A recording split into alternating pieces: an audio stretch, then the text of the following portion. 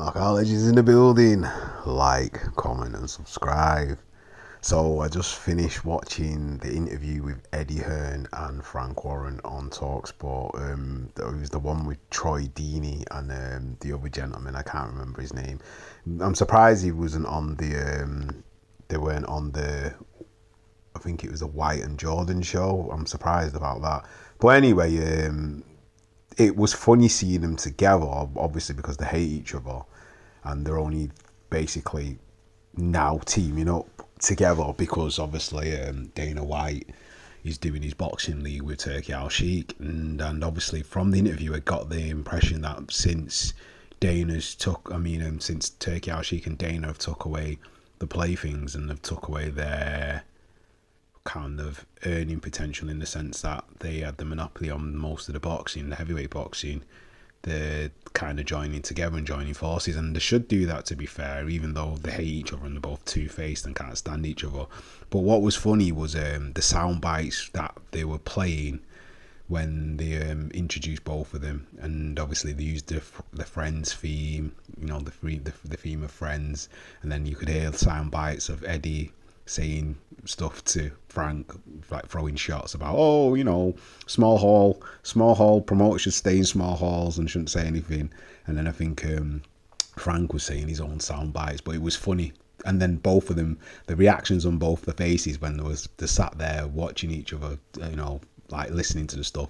And even though, to be fair, Eddie candidly even said, I asked my dad, imagine if you were still promoting and I was here promoting and I wasn't your son, what would you think of me? And he said that his dad said he'd probably want to punch him in the face because he couldn't stand him. But it just shows you how much flipping Frank hates Eddie and Eddie hates each other, and money has turned that around because obviously Turki Al Sheikh made them work together, But anyway, the great thing that was great about the interview was they were both chill, they're both friends now, and obviously maybe they're going to join forces and sort stuff out. But they mentioned about the Joseph Parker situation, and basically I think he's the WBO mandatory now since he beat Martin Bakole. But he wants a shot at Usyk. But either way, he's going to get the shot at Usyk if Usyk still holds the belts, and Usyk doesn't have to take another mandatory in the meantime. And then they also mentioned that Derek Chisora wanted both of them to walk him out for his 50th fight, but I didn't actually even know this. Since Derek Chisora beat Otto Wallin, he is the IBF mandatory as well, so he may even get a title shot. I think Derek should wait for the shot and then go out on this 50th fight with the shot. I don't think he'll beat Dubois, but he might as well roll the dice. You never know. If he turns up and he's fit enough, he may cause, I won't say cause an upset, but give Dubois a hard night. But I doubt it. He'll probably get knocked out by Daniel Dubois. But then again, Daniel Dubois pulled out, and we didn't get a reason why he pulled out.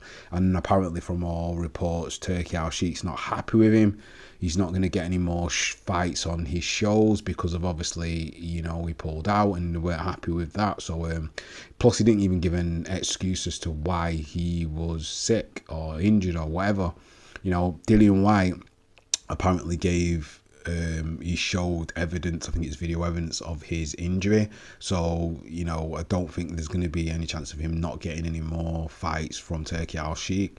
But anyway, they were mentioning the fights that are coming up, and Daniel versus Usyk, I think that's the new fight that Daniel wants to get, and Frank was saying that because obviously it's a bigger money fight. I think whichever fights are the bigger money fights, it's going to gravitate towards that fight. But Eddie was saying that Parker versus Usyk is a really good fight, which I think a lot of people want to see because Josie Parker's improved that much, and he is actually a lot mobile and a lot quicker, and he's a more experienced heavyweight, and he can hit hard. So watching him fight Usyk would actually be a good test for Usyk to see how good Usyk really, really is against an established, pretty quick, versatile boxer, puncher, heavyweight fighter that's not as big as the other ones and can actually move, and he's quick and thinks. He's a thinking heavyweight as well, Joseph Parker, because he's got that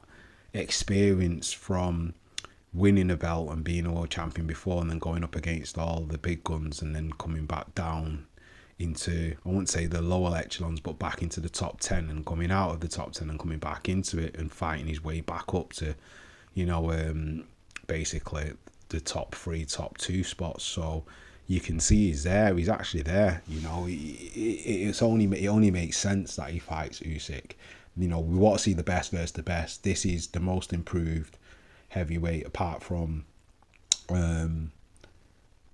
Daniel Dubois. Them two there are the most improved, so we should see him fight. And obviously there is Cabell. Someone was mentioning in the comment section about Cabell versus Parker, but again, why has Parker got to wait? He should get his opportunity now. I think it's time. He should get his world title shot.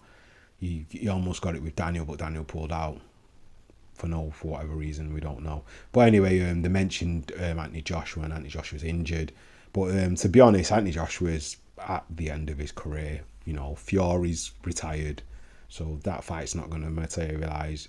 By the time he comes back from whatever injury he's going to be ring rusty. He's going to be tight. He's going to have to do a lot more training and keep himself in shape and whatever, and take over. But if he's injured, he's not going to be able to train like he wants to train. So he's probably going to need maybe 1, maybe 2 more fights before he fights anyone of decent note. So by then, I reckon he's going to retire, whichever that fight's going to be, whoever it's going to be. But it could be the Dillian White fight, it could be Usyk, it could be the Parker rematch. He's definitely not fighting Dubois again.